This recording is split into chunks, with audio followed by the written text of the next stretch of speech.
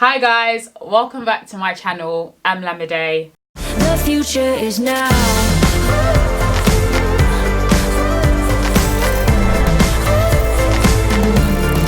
future is now. The future is now. My goals this year is to read. I'm a reader, fiction books specifically. Like, I love a good fiction book. So today I'm going to recommend my 5 favorite fiction books of all time.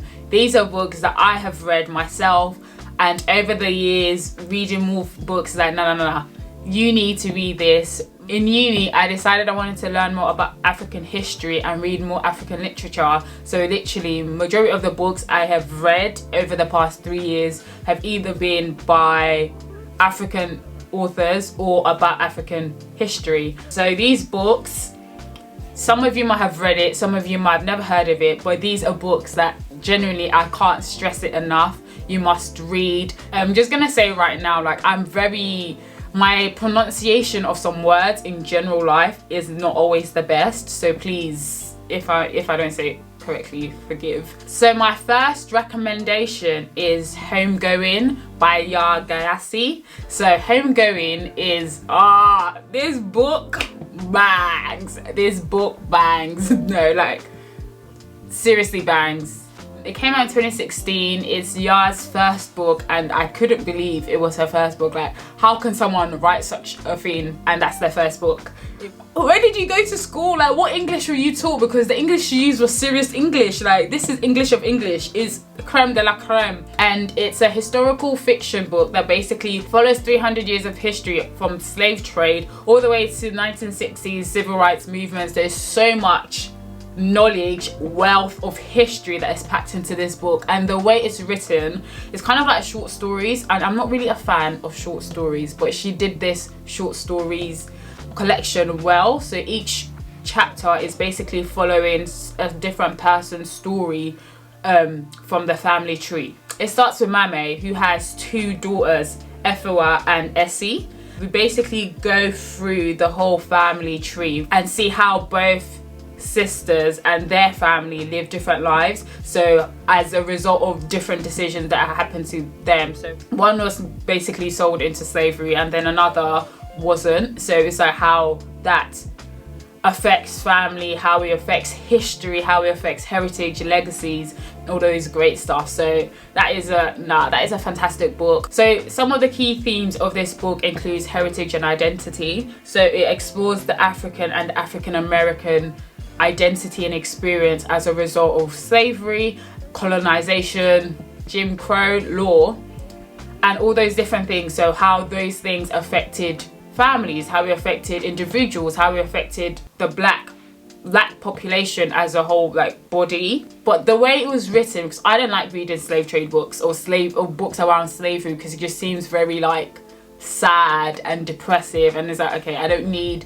a reminder of what like black people went through, because it just feels, you end up feeling hopeless. But when I read this one, it didn't feel like heavy on the black trauma. It just felt like acknowledgement of the history, but also gave space to tell the individual stories, and you're able to understand and connect with each story in a different way. I rated Homegoing, when I first read it, I rated it 9 out of 10, but looking back at it and reading other books, like, I think I was a bit too harsh, because that book is actually a body of work. Like, it's just an excellent book. So I'm gonna have to say it's actually a 10 out of 10. Like, it is I can't really fault y'all for it. Like, is sick. So I can't wait to read Transcendent Kingdom. I think is the book that just came out by her.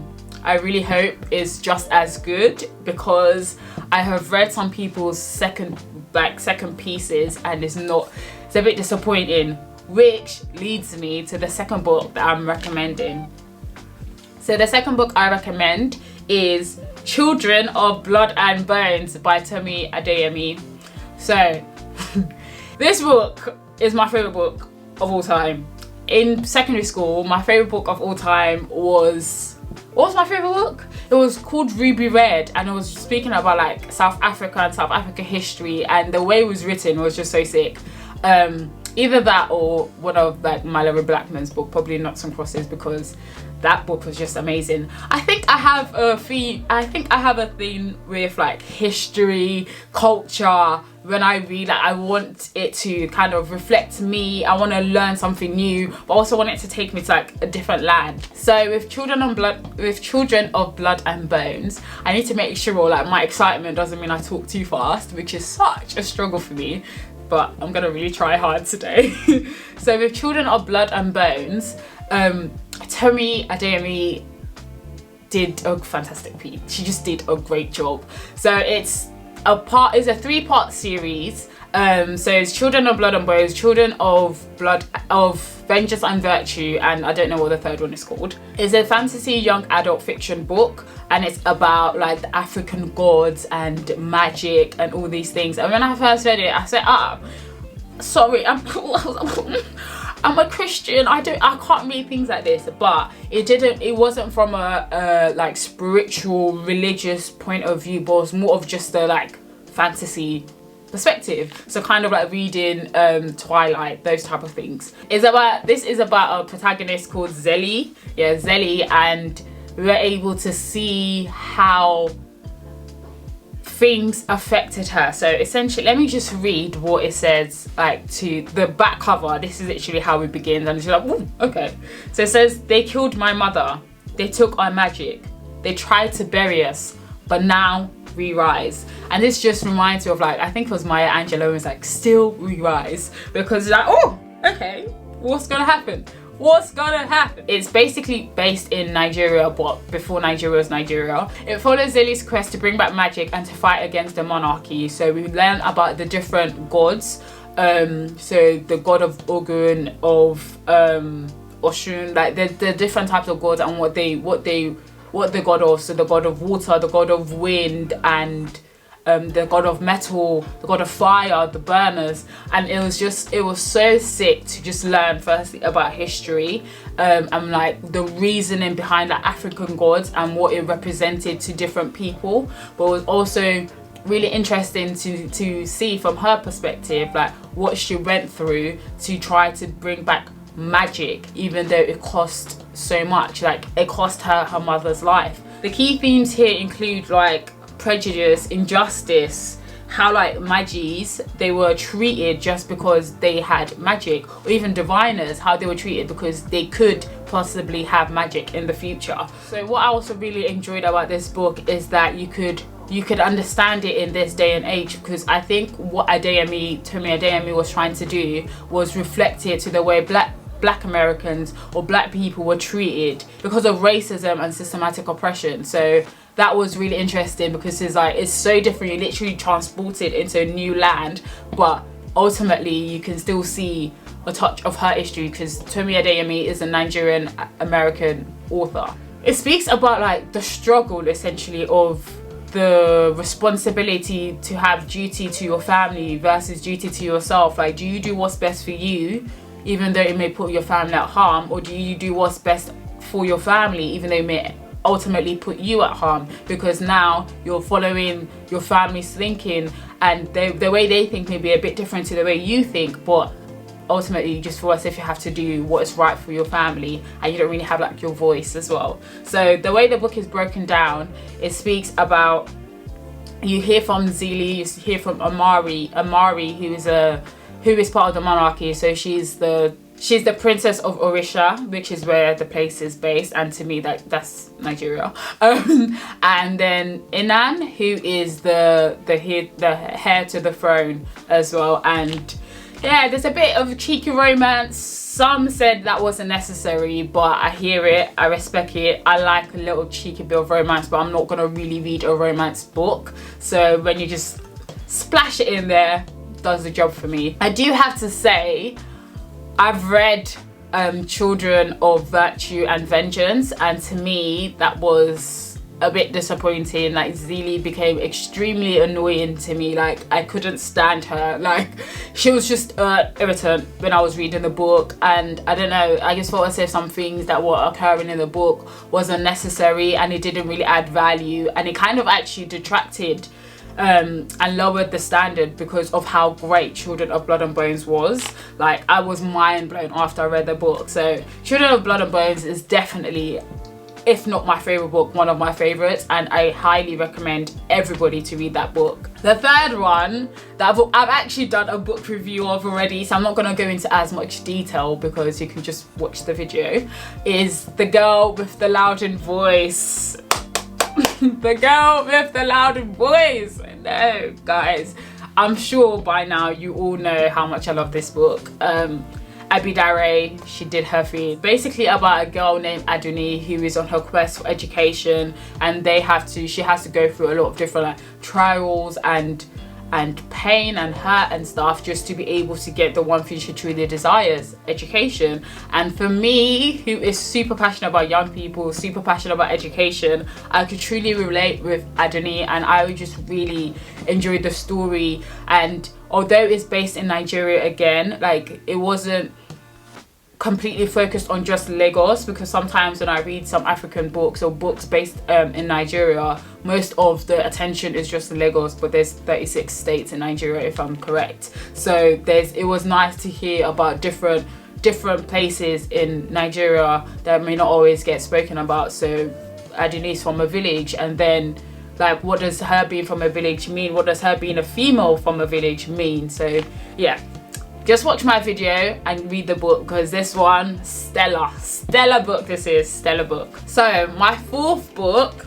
that I read it ages ago, but it still like plays in my mind because it was such a good book. Like they even turned it into a theatre play, and I was so happy when I got to see it in the theatre. Like it was so, no, Lola, you did your thing here. So the fourth book is The Secret Lives of BabaSegis' Wives, and BabaSegi is basically like an old man who has 4 wives, and all of them, it speaks to patriarchy, it speaks to polygamy, it speaks to how women are considered and viewed in African culture, but specifically in this one, Nigerian culture. So I'm gonna read the blurb. To the dismay of her ambitious mother, Bolane marries into the polygamous family where she is the 4th wife of a rich Rotun patriarch, BabaSegi. She is a graduate and therefore a great prize, but even graduates must produce children, and her husband's persistent bellyache is a sign that things are not as they should be. She only wants to escape to a quiet life, but the others disapprove of the newest, youngest, cleverest addition to the family. Treated with suspicion by her seniors, who fear she may unlock their well-guarded secret.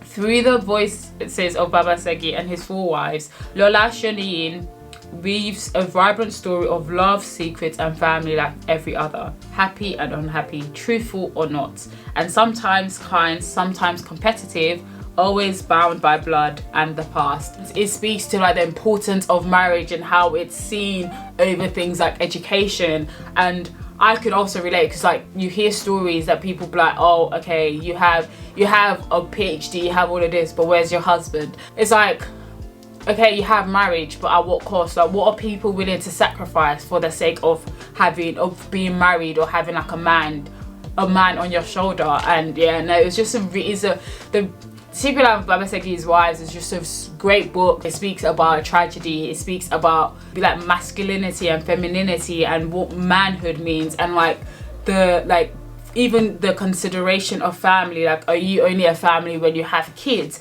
and all these things. And it's just such an interesting topics to discover, and it's just it's a very well written book. She covers so many topics, it is engaging, like you're hooked, so you need to just keep on reading. And yeah, fantastic book. Like Lola did her thing, and I'm so glad I got to see in theatre, and I highly recommend you to read it if you haven't already. And the 5th and final book, but not the least, again this is in no particular order, but a book I truly enjoyed reading, is Half of a Yellow Sun by Chimamanda Ngozi Adichie, and this was published like ages ago in 2006. It's historical fiction, and it basically speaks to the Biafran War that happened in Nigeria, or what is considered Nigeria now, and that affected real people in the 1960s. And prior to reading this book, I knew zilch. Like, I was born in Nigeria and I knew nothing about the Biafran War, and I think that's because by the time I left Nigeria for England, I was too young to have learnt about it, and when I was in England, no one spoke to me about it. But I even remember speaking to my mum about it the other day, and she was like, yeah, she knows people who had family that were in Lasaka and all these spaces, and it's just like, crazy. So this book is just a great book. Let me read it. Ugawu, a boy from a poor village, works as a houseboy for a university professor, Olana. A young woman has abandoned her life of privilege in Lagos to live with her charismatic new lover, the professor. And Richard, a shy English writer, is in the thrall of Olana's enigmatic twin sister. As the horrific Biafran War engulfs them, they are thrown together and pulled apart in ways they could never imagine.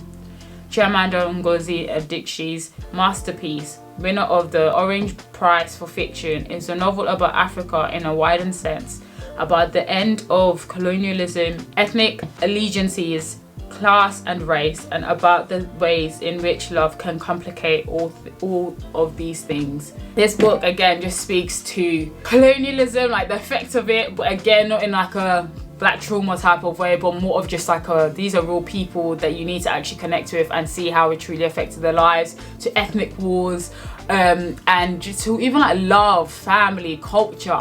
Like, Half of a Yellow Sun is a fantastic book that must be read, and an honourable mention that is literally the fathers of like it's basically, he's like the founding father of all these types of books, is Things Fall Apart by Chinua Achebe, and that book is fantastic. It speaks about the history of Nigeria, what is currently known to be Nigeria. It speaks about family, it speaks about culture and like chiefdoms and kingdoms, and how people dealt with grievances before, but also the colonialism, and it does it in a very true way, because prior to this, I always just asked like, how did this happen, but it's just like, that's how it happened. They had weapons essentially and we didn't.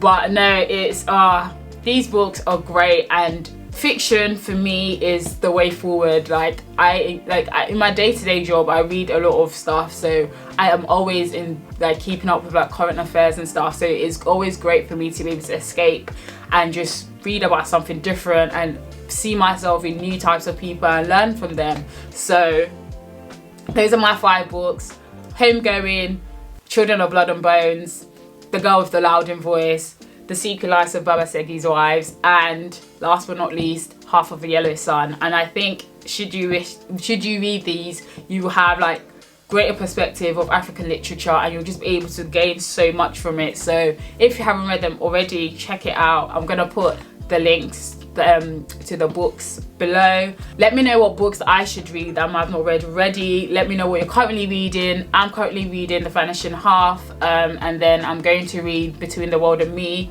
I started reading Between the World and Me, and then the world happened, so I was reading the news and stuff, and I said no, it's too close. I'm putting this down and I'm reading something not even more lighthearted, but just very distinct from my current reality. That's all for me today. I hope you enjoyed this video. It's a bit different, but I'm really trying to read more this year. Like, my goal is to read 20 books. I'm gonna try for 30, but to me that is like such a stretch, but I think I can. Last year I read 12 books, so 20 to me seems like a good number, and if I can work towards 30, yeah. Thank you for watching. Like, share and subscribe. I hope you enjoyed this video, and I'll see you on the next one. Bye.